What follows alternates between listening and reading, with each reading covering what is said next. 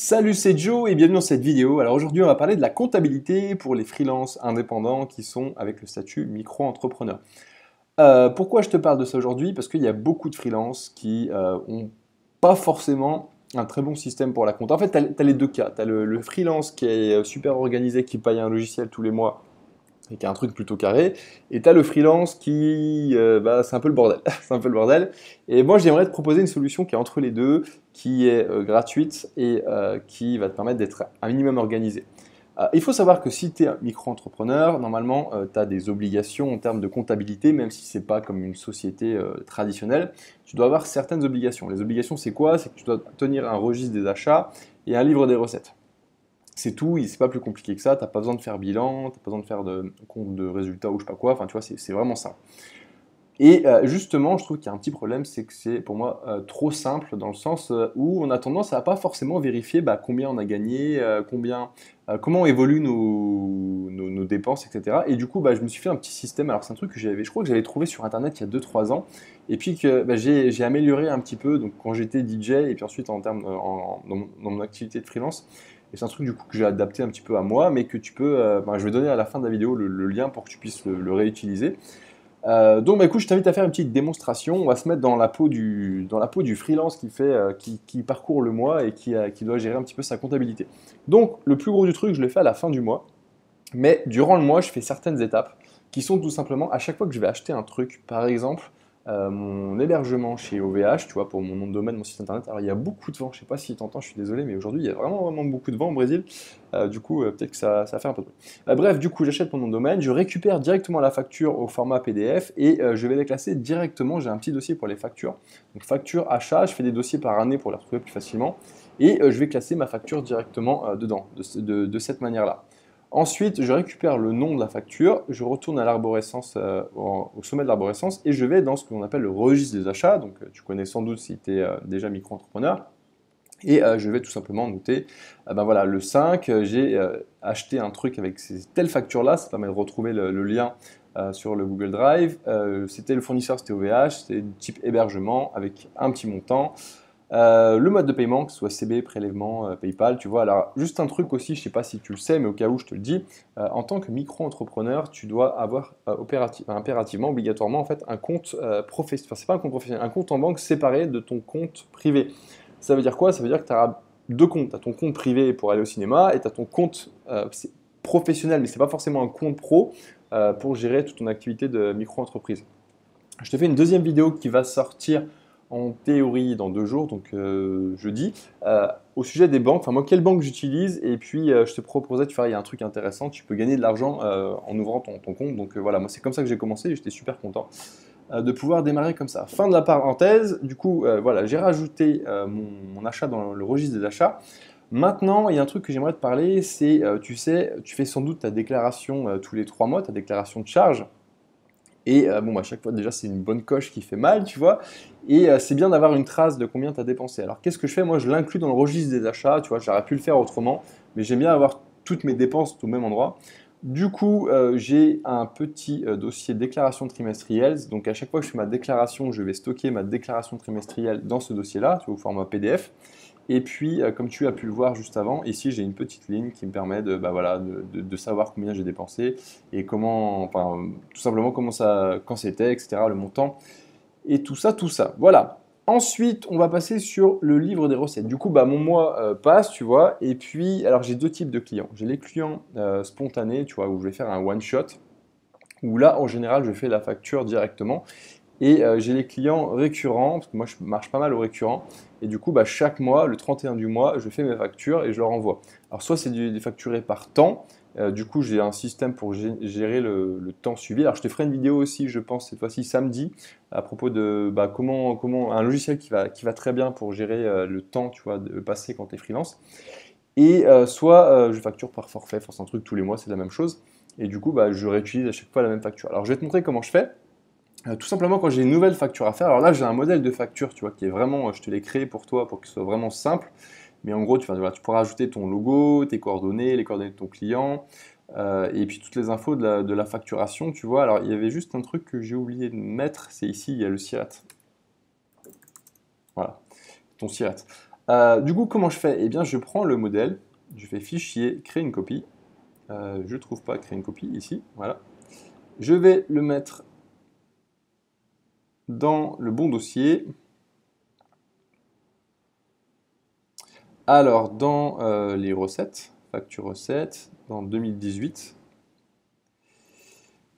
Voilà, je vais sélectionner ça. Et puis, je vais la nommer, donc je vais mettre la date en premier, 2018, le mois, je ne sais pas quel jour on est, on va dire le 7.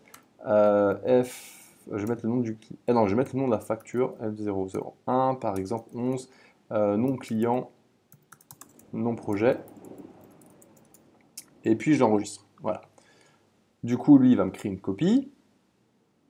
Super. Et du coup, bah, là, je crée ma facture. Alors, ce qui se passe, c'est que là, tu as beaucoup de choses comme ça la première fois. Mais moi, sachant que j'ai des clients récurrents, finalement, j'ai pas grand-chose à changer. J'ai juste à changer la date, le numéro de la facture. Et puis, même le montant n'est pas à changer parce qu'en général, c'est le même montant. Et du coup, une fois que ma facture est prête, qu'est-ce que je fais? Je fais fichier, télécharger au format PDF. Et du coup, bah, lui, il va me récupérer la facture au format PDF. Ce que je fais ensuite, bah, j'envoie par mail à mon client. Et en général, je rajoute le PDF aussi là-dedans. Comme ça, je sais que j'ai le format. Tu vois, par exemple, j'avais une facture au format PDF que j'avais fait. Donc, bah, j'ai le format pour créer la facture et le format PDF.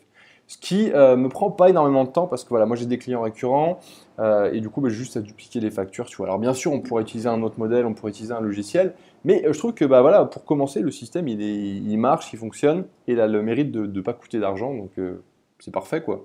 Pour les freelances qui commencent, je trouve ça génial. Donc, en même temps, à mesure que je fais mes factures, bah, je complète le livre des recettes.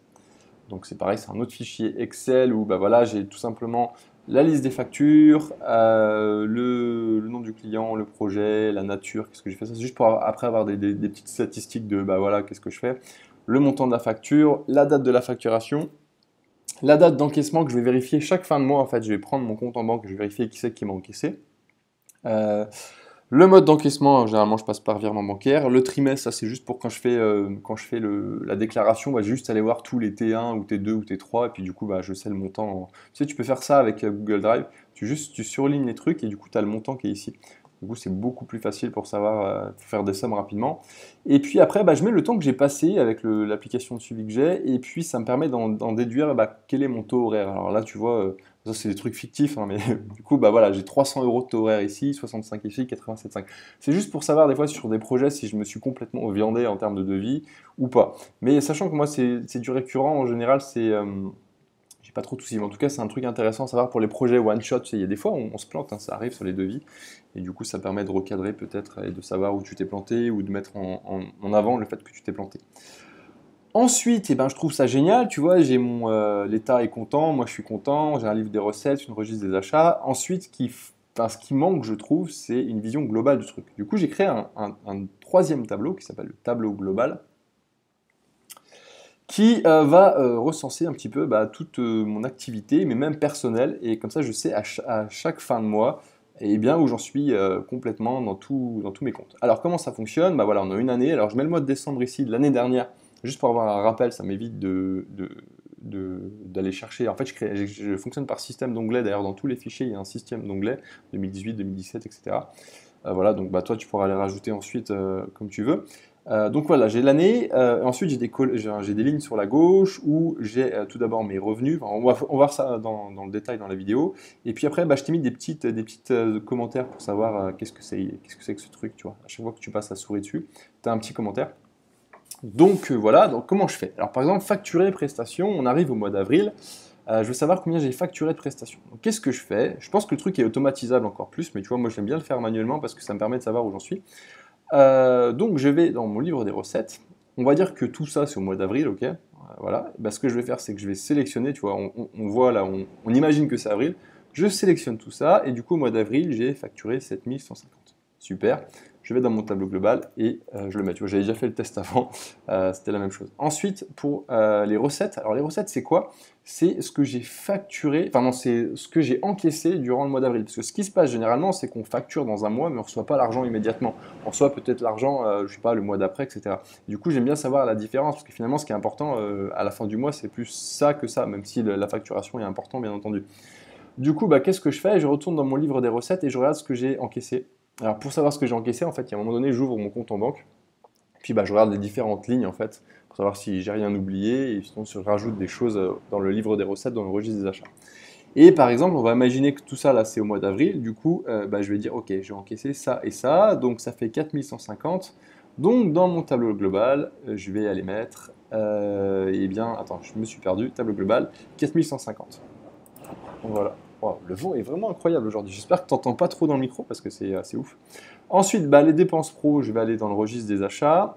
Et puis, on va dire que j'ai dépensé tout ça en avril. Du coup, pareil, 1640. Hop, voilà. Donc, je mets un moins pour dire que c'est une dépense. C'est bon, c'est pour dans mes calculs. Et puis, bah, à la fin du mois, en fonction de tout ça, je décide de me verser un salaire. Donc, on va dire que ce mois-ci, j'ai bien gagné. Je me fais un petit salaire de 3000. Voilà. Ensuite, bah, j'ai tout un tas d'indicateurs. En fait, c'est un truc que je fais tout simplement. Je vais copier les infos un peu partout pour avoir une idée de combien j'ai d'un point de vue voilà, patrimoine global. Donc, pendant que je suis sur ma banque, je regarde mon compte pro, combien j'ai sur mon compte pro une fois que j'ai fait mon salaire, etc. Donc, on va dire que par exemple, j'ai 1000 euros sur mon compte pro. Et puis, j'utilise aussi un compte PayPal. Donc, par exemple, voilà, j'ai 100 euros sur mon compte PayPal. Ça pourrait être aussi, moi j'ai Stripe, j'ai Clickbank, enfin j'ai plein de sources de revenus différentes, mais du coup là je te les fais simple dans ce fichier pour que tu puisses bah, voilà, commencer tranquillement. Ensuite je prends mes comptes perso, j'ouvre en général, ce que tu peux faire, soit tu utilises ton application, enfin tes applications de téléphone, soit tu te fais des favoris. Moi j'ai un dossier de favoris en fait où j'ai tous les sites où il y a toutes les infos et du coup quand je fais clic droit, ouvrir le dossier dans un nouvel onglet et ça ouvre toute la liste des favoris, ce qui me permet de gagner un peu de temps, quoi, voilà. Alors qu'est-ce que je fais ensuite? Du coup eh bien, j'ouvre le compte de la banque et puis bah, je copie-colle tout simplement. Je regarde les infos. Ok, voilà mon compte courant. J'ai une banque traditionnelle, je sais pas pourquoi, je suis un peu vieux jeu, mais du coup je la garde, tu vois. J'ai une banque en ligne, et bah, sur la banque en ligne, par exemple, j'ai ça. L'espèce, je sais pas, j'ai 500 euros de cash aujourd'hui. Les dettes, alors les dettes, toi tu pourrais peut-être mettre un crédit si tu as un crédit. Moi, dans mon cas, c'est plus les dettes. Par exemple, ici au Brésil, des fois, j'ai pas forcément d'argent liquide, du coup, j'emprunte de l'argent liquide à ma compagne qui, elle, a un business ici qui génère du cash. Et du coup, bah voilà, ça me fait des fois des dettes. Donc, par exemple, on va dire que ce mois-ci, j'ai pas de dette et que du coup, il y a quelqu'un qui me doit 100 euros, tu vois. Voilà, ensuite mon PEL, donc en général ça augmente tous les mois, je sais pas, on va dire 15 100, 11 100. Et puis PEA, si tu as un PEA, et puis tout un tas de trucs, quoi. Tu vois, si tu as d'autres trucs, tu peux les rajouter dans les lignes, il faudra juste que tu revoies un petit peu les systèmes de calcul. Mais voilà. Ce qui me permet de savoir rapidement combien j'ai de liquidité de dispo, de cash que je peux retirer en perso. Ça me permet de savoir aussi combien j'ai de cash non accessible. Alors ça, c'est typiquement les PEL et PEA, tu sais, c'est où j'ai aussi des assurances vie, des trucs comme ça. Ça me permet de savoir, bah voilà, combien j'ai de cash, tu vois. C'est bien de savoir combien tu as d'argent, mais aussi combien tu peux en avoir directement, parce que c'est bien beau d'avoir de l'argent, mais bon, le mieux c'est de savoir ce que tu peux utiliser, quoi. Et puis, bah, du coup, j'ai un petit total global de combien de liquidité perso j'ai. Ensuite, je me suis fait une petite ligne immobilier que tu peux utiliser à ton gré si tu en as ou si tu n'en as pas. Tu sais, récemment, j'ai acheté un terrain. Du coup, voilà, moi, ce que je fais, c'est que bah, je prends tout ce que je dépense pour le terrain et puis peut-être que je vais changer mon système, je sais pas trop. En plus, c'est en réal, c'est un peu le truc. Mais en gros, j'estime une valeur du terrain et puis bah, je le mets là-dedans. Et puis, en gros, ça change pas souvent. Ça change pas souvent, à part si je rajoute quelque chose sur le terrain, une maison, machin. Et toi, si tu as un appartement, bah, tu peux peut-être mettre le prix de l'appartement du moment, quoi. Combien tu pourrais le vendre sur le marché aujourd'hui. Après, je suis aussi mes crypto-monnaies. Alors, pour mes crypto-monnaies, j'utilise une application qui s'appelle. Attends, je te demande un instant. Ça s'appelle Delta. Delta App. Delta comme Delta. Et du coup, ça te permet en fait d'avoir un suivi de toutes tes cryptos pour savoir combien elles valent. Par exemple, aujourd'hui, bah, j'ai 973 euros de Bitcoin, moi, tu vois. Puis je regarde le Bitcoin Cash, je sais pas, bon, j'ai pas envie de regarder tout, mais en gros, on va dire que j'ai 80, ici 170 et ici, voilà. Alors j'ai beaucoup plus de cryptos que ça, mais ça me permet d'avoir une vision aussi globale des cryptos, sachant que c'est un truc, tu vois, je ne mets pas mon nez dessus tous les jours. Je vais juste voir sur les mois bah, comment ça évolue. Et puis éventuellement, si je vois qu'il y a un truc qui a bien monté, eh ben, je le vends à ce moment-là. Alors normalement, on devrait être un peu plus tu vois, assidu pour les crypto-monnaies.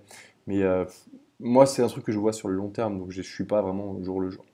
Ce qui fait qu'à la fin, le truc me calcule un capital complet qui me permet de savoir, ok, bah voilà, tu vois, au mois d'avril, j'ai 35 000 euros répartis un peu partout dans toutes mes richesses. Donc voilà, je vais peut-être pouvoir m'acheter un voyage et partir, et partir faire le tour du monde. Voilà. Ensuite, j'ai quelques petites stats. Alors après, toi aussi, tu peux rajouter des stats si tu veux. J'ai l'économie globale. Bah voilà, ce mois-ci, j'ai gagné 3244. Le revenu net, combien j'ai gagné moins les dépenses. Et puis les dépenses perso, donc ça c'est basé sur mes comptes perso. Ça permet de savoir si j'ai craqué ou pas. Alors quand c'est en négatif, c'est que j'ai dépensé. Quand c'est en positif, c'est que j'ai gagné. Donc ce mois-ci, tu vois, avec mes, avec mes chiffres du mois, j'ai plutôt gagné. Voilà, bon bah écoute, c'est tout ce que je voulais te présenter. Alors juste une chose, du coup, je te mets un lien en dessous de la vidéo pour que tu puisses récupérer tout ça. Et une fois que tu as récupéré le lien, eh bien comment tu peux t'en servir? En fait, tu vas avoir un truc comme ça. Alors je change, voilà, je suis sur un autre compte Google.